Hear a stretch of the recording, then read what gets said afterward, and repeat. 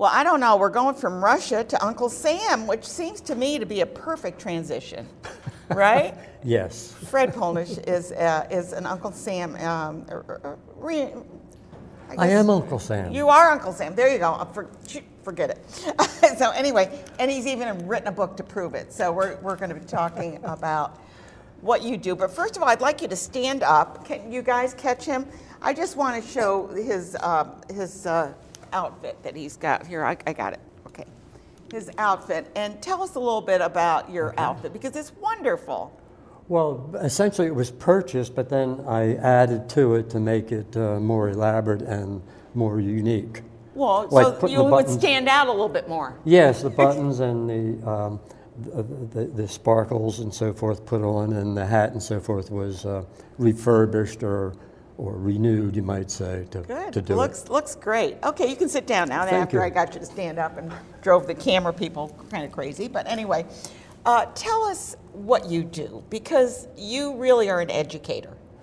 Yes, I do. I'm with the BOCES Arts and Education Program, and I do go to school and tell the story of Uncle Sam in American history, and why and where and how he fits in with our country. Well, we see that. I mean, during World War II, Uncle Sam wants you. Yes. Right? And we hear about Uncle Sam, and you've got, all of the patriotic surroundings with it. Yes. So you go to the schools and you talk about Uncle Sam. Sam. See, he actually started. Was he a real person? Yes, Sam Wilson. And I was born and raised on a farm near Boston, Massachusetts. And see, Paul Revere came riding past our farmhouse to warn us that the British were coming. And this was just north of Boston and on the way to Lexington. So where were you living at that time? The town is now called Arlington, Massachusetts. Okay. And it's on the road where Paul Revere rode. He rode the famous ride to Lexington and to Concord. Yeah, and when did you come to Troy? Well, back when President Washington took office. My brother and I walked to Troy from Mason, New Hampshire, where we grew up. You walked? Well, from Mason, New Hampshire, where we grew up as teenagers. Well, that's a long walk, isn't it? Well, yes, but you didn't have trains, planes, or cars back then. That's true. So you had to walk. We didn't have we didn't own horses. We weren't that rich, and so we walked to Troy to find our fortune, to make our business. Okay, and how old were you at that time that you did that? About 21, 22. 21, so that you walked? Yes. Okay. No problem walking back then. No, probably not. And you didn't do it like as one of these power walks. You just kind of took your time doing it. Yes. And what happened to your brother? Well, both him and I, we started the business in Troy. First, we started with bricks, making bricks, and then we began. Since we were farmers, we were raised on a farm. And we started packing salted beef and pork in barrels, and selling it to everyone we could, essentially. Business was very good. It was so good that my mom and dad, my brothers and sisters moved to Troy, and we had the business going from raising the cattle, grain, and so forth, on up to selling the barrels of meat. And so you sold that to just to anyone who wanted, but then during the World War... I was going to say, during the war, you have to think about the War of 1812. Yeah, the 1812 war. All of the military, I guess they were military, we call them that, they really needed food. So, and salted was the best way to preserve it. Is that correct? Right. No refrigeration back then. Yeah. We're talking 1812. And the Army base essentially was in... East Greenbush or Greenbush there. So we weren't the USA back in 1812. Yes, we were. It was called the USA? Well, we're the United States. But I mean, did they use the USA as a... Well, on the belt buckles and buttons it had it, but it wasn't as well known. That's what I'm saying. It wasn't quite as predominant. Right. So when you started stamping U.S. on the barrels, you had to put it where the barrels of meat were designated for the U.S. Army. So we put U.S. on those barrels. And that means United States? Correct. Okay. And my name was Sam. And how'd you get to be an uncle? Well, I had 8 brothers and 2 sisters.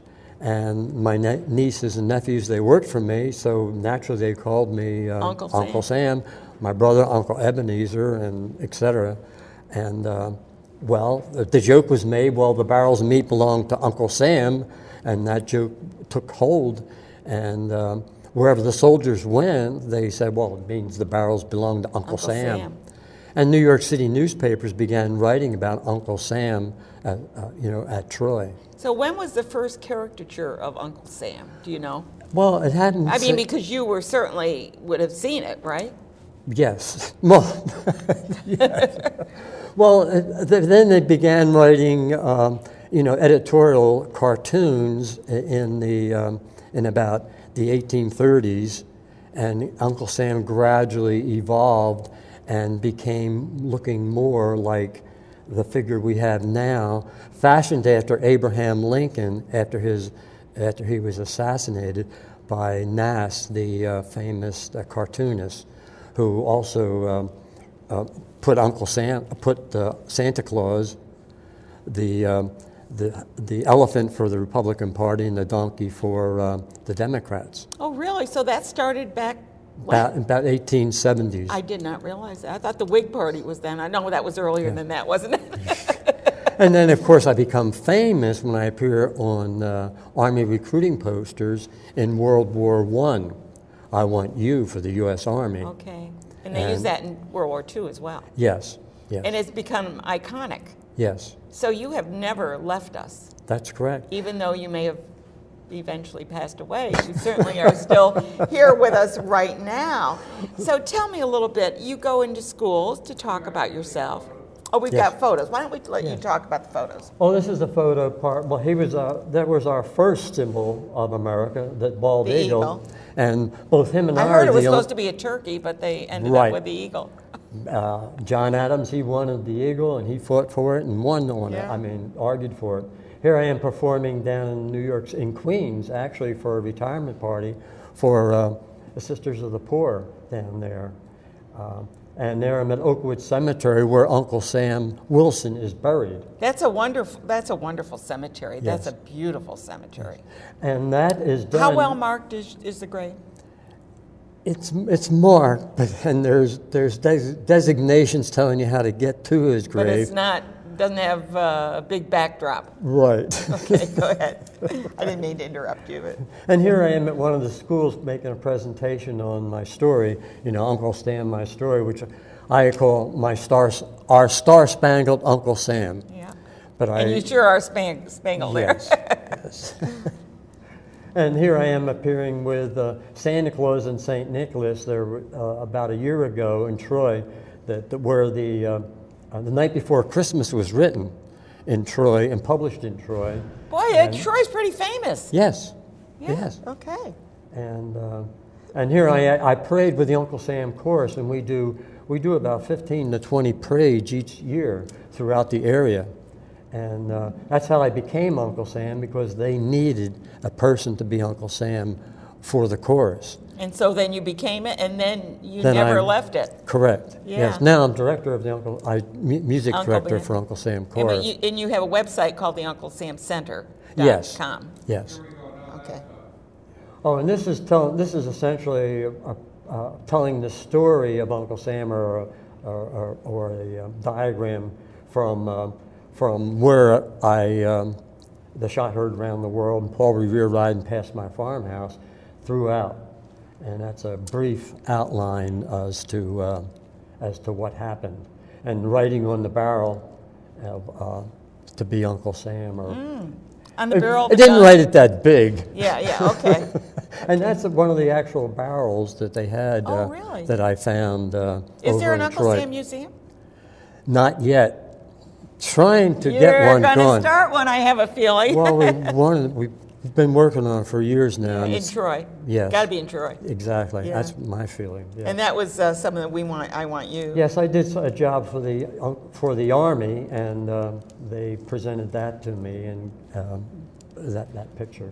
And of course, Uncle Sam, the home of Uncle Sam is Troy, New York, and that occurred in 1961. I was going to say it was. Yeah, they really started promoting it that way. Yeah.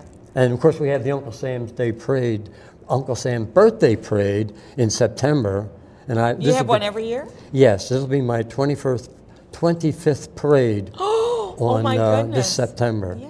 on Uncle Sam. You've aged very well. Thank you. And when were you born?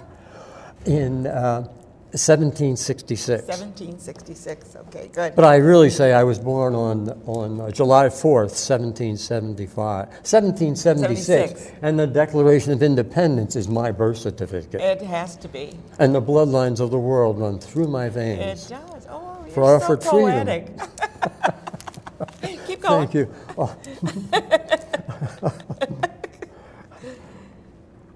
I've lost my... Oh, no, but he said the bloodlines run through his veins. Yeah, Yes. that's good. And there are like millions of people who have died for me and for our Isn't country. that true? Yes. Yeah. I wish we could just stop that. Yes. Let's just That'd be stop nice. that. Stop fighting, kids. So you're on that poster, and what else? What else do you have there? I'm sorry. Are there any more slides, Greg? No, Okay, we saw them all. Okay, and what's with the flags? Well, there were 3 flags of our country, and see, after, well, of course, Paul Revere rode past our farmhouse.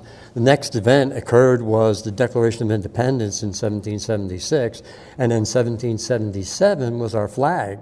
And Betsy Ross? The Betsy Ross flag, and then from that, that united our country in our effort in the fight against Great Britain, Right. which we won, of course. And then following that, we have the Constitution, and then with the Constitution, President Washington, and then that's where I come back in the picture, where my brother and I moved to Troy, and essentially started our business, whereby I became famous writing on the barrels of meat that were for the government and misplaced. And the joke was made that, it belongs to Uncle Sam, and therefore that's where I became famous. And you didn't realize we'd be having income taxes after that. But anyway, Correct. That was another segment. How do the kids receive you? It varies. The young kids, of course, love it, but the old kids, the high school kids, when I go to a high school class, they sit like bumps on a log. You would But- think, because they've learned the history, we hope. Well, but they're not as excited about me, or they don't want to show. They don't want to show themselves as being too excited. It's just like my grandkids. My granddaughters were very young. I was everything, but when they were a teenager, it was like. Yeah, we don't know you. You don't know you, Gramps. It's like I went to junior high with my kids for parents' night, and they said, well, whatever you do, don't look at me. Right. It's like, I see you every day. You mean I can't say hello in the hallway? No, I don't want anybody to know you're my parent. Right. But now they've turned around, and I'm famous now again it's with okay. them. Exactly. Since they're in their 20s. Exactly. And what a heritage that you, as Fred, have made for this area thank you. to create an Uncle Sam Center webpage. Yes. And hopefully somebody will pick that up and say, we need in Troy to have an Uncle Sam Center. Yes, it's been trying to get that going for many years. And, Well, it takes a while yes. to. I And mean, 20 years is nothing, trying to raise money and to get people to support an event like that, or an event, or a venue like that. Yes. Because, like you say, there's so much in Troy that we simply don't realize what. Exactly, yes. There's a lot there. Do you live in Troy? No, I live No. I live in the suburbs of Troy. Oh, okay, good. I shouldn't have asked that. Forget I said that. But anyway. Well, this area is famous, Rensselaer is the home of Yankee Doodle. Yeah. And then Yankee Doodle, and the Yankee Doodle band plays, and I prayed with them also. They're in most of our parades that we do in the area. George M. Cohan, right? Didn't Well, he and write George M. Cohan Yankee Doodle? wrote my favorite song. Yeah, I'm a Yankee Doodle dandy. Yeah, I know. Great. Well, we've been talking with Fred Polnisch. He is a reenactor of Uncle Sam, and when you talk to him, he becomes Uncle Sam. So if you want him to perhaps come to some of your organizations to talk about history, I'm sure that you are available. Yes.